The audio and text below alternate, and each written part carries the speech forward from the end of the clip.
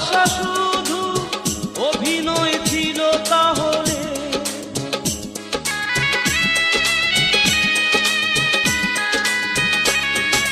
জীবন নাটকে নায়িকা হয়ে চলে গেলে।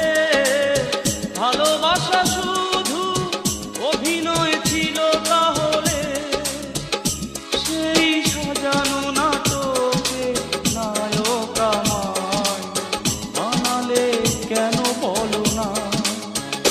সেদিন